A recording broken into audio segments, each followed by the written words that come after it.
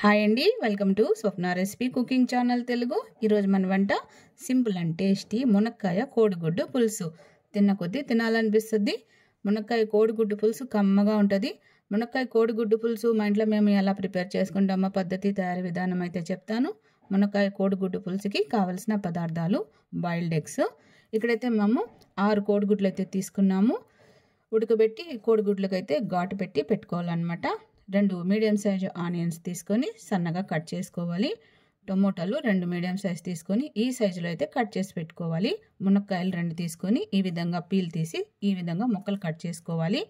చిన్న నిమ్మకాయ సైజు అంతా చింతపండు శుభ్రంగా 2 సార్లు కడిగి 10 నిమిషాలు నానబెట్టి రసం అయితే ఈ విధంగా తీసి పెట్టుకోవాలి. తర్వాత స్టవ్ వెలిగించి కడాయి పెట్టుకొని తగినంత ఆయిల్ అయితే వేసుకోవాలి.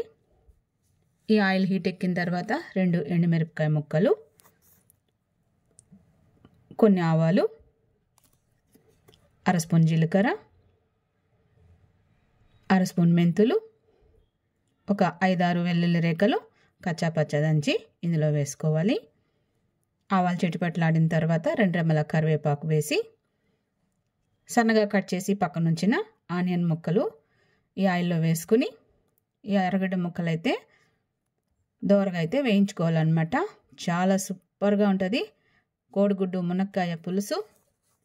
చాలా సూపర్ కర్రీ ఫ్రెండ్స్. వీడియో ఎక్కడ స్కిప్ చేయకండి, లైక్ చేయండి, కామెంట్ చేయండి, సపోర్ట్ చేయండి. ఆనియన్స్ ఈ మాత్రం వేగిన తర్వాత కట్ చేసి పక్కనుంచిన టమాటా ముక్కలు కూడా ఇందులో వేసుకోవాలి.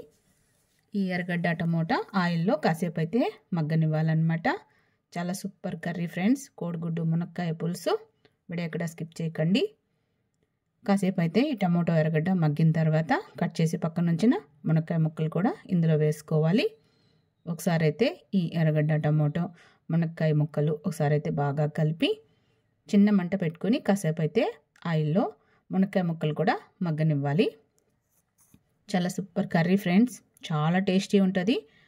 కాసేపు అయితే మగ్గనిద్దాము. ఇవి మగ్గే లోపల అర స్పూన్ జీలకర్ర, అర స్పూన్ మెంతులు, 1 టేబుల్ స్పూన్ ధనియాలు, అర స్పూను ఆవాలు తీసుకొని డ్రై రోస్ట్ చేసుకోవాలి.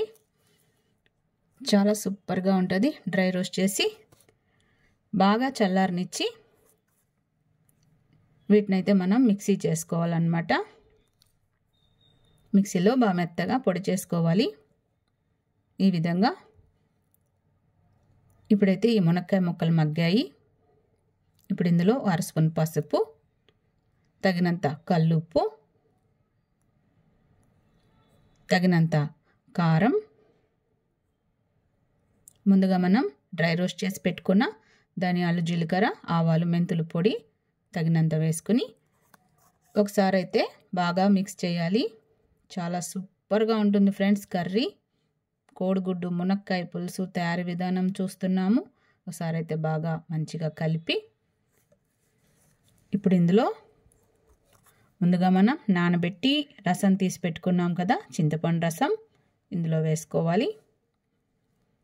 ముక్కలు మునిగే వరకు తగినన్ని వాటర్ వేసుకుని ఒకసారి అయితే బాగా కలిపి బాగా తెల్లనివ్వాలి. ఈ వాటర్ని మూత పెట్టేసి కాసేపు అయితే తెల్లబెడదాము.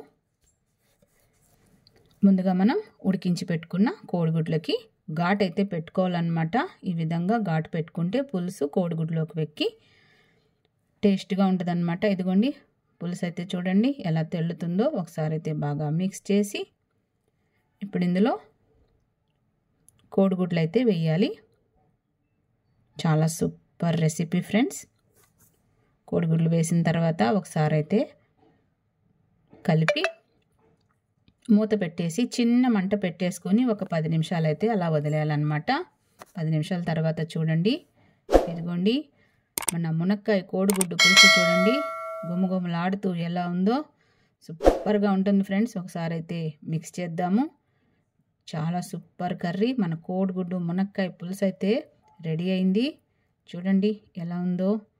చాలా సూపర్గా ఉంటుంది ఫ్రెండ్స్ కోడిగుడ్డు మునక్కాయ పులుసు. చాలా టేస్టీ ఉంటుంది. చాలా సూపర్గా ఉంటుంది.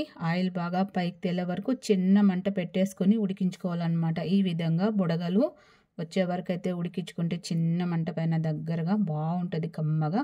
కోడిగుడ్డు మునక్కాయ పులుసు అయితే రెడీ. వీడియో నచ్చితే లైక్ చేయండి. మరిన్ని వీడియోస్ కోసం ఛానల్ సబ్స్క్రైబ్.